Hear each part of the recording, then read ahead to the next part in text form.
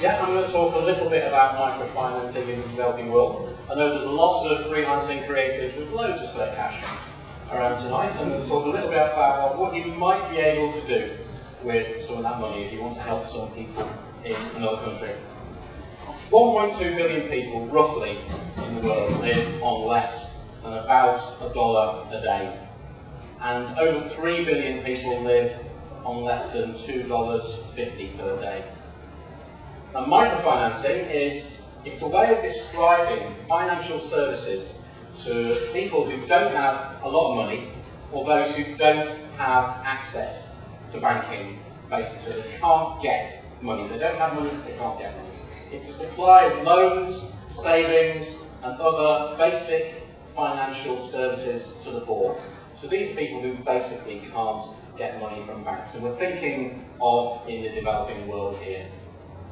So it's the idea that low-income individuals, they're actually capable of lifting themselves out of poverty if they're actually able to get access to the money that they need in order to put particular projects into place to raise some money. And it's particularly productive for women in parts of the world. The lighter colours are the parts of the world where women generally are more disenfranchised from economic services than the darker colours. So banks, they're businesses. They don't lend to the poor because the poor don't make enough money for them. Managing accounts for the poor costs money, and they don't get much money. And frankly, banks were designed to be run for people who already have money. But there are some banks, like the Graeme Bank in Bangladesh, and that was specifically formed to provide small loans to women. And Bancosol in Bolivia actually provides microfinance services for poor people in Bolivia. Poor people, when they are able to get money from very difficult situations, 76% of rates for 14 developing countries, more than 10% per month, and 22% more than 100% per month. So there are a variety of organisations which have now been set up throughout the world which can help people to actually get access to finance in these countries for projects.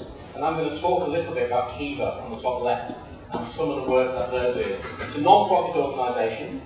It allows individuals to make loans from as little as $25, that's £16. There's almost 1 million people worldwide lending to Kiva, and they've already lent over $460 million in loans. 98.99% repayment rate, which is a pretty decent rate. 450 volunteers around the world, 72 different countries that they're currently working in. And I'm going to talk about a couple of projects. This one in Cambodia, where this group here, they were loaned $2,650 to buy more piglets, sorry if you're a vegetarian, also to purchase fertiliser and hire farm labourers to grow rice. 93 lenders wanted to commit to that project. 14 months they were allowed to pay it back. All of it was paid back within 11 months. They had the piglets that they needed for breeding, they had all the extra stuff that they needed, and so they're brought out just a little bit more out of poverty. Saeed in Kenya, he actually ran a retail shop and a grocery store. He wanted $1,425 to add stock to his shop, but also he wanted to open a hardware store as well, so people nearby could actually build things. 49 lenders throughout the world wanted to commit to his project. 9 months to repay back the money. He was able to repay back that money in 9 months.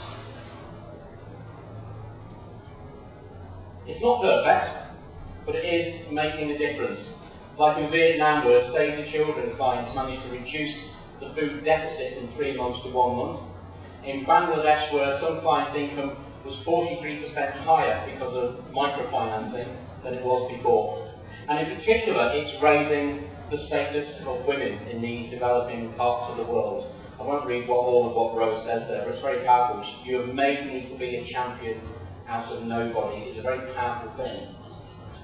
Other ways in which these people can be helped are through grants, through infrastructure development, through employment programs, through functional skills, literacy and numeracy, through community programs and legal and institutional reforms. But actually, if you want to get involved in one of these organisations, from as little as lending $25, £16, you can actually get involved immediately in helping these people, picking a project in another part of the world, and actually helping people, male or female, to get out of poverty.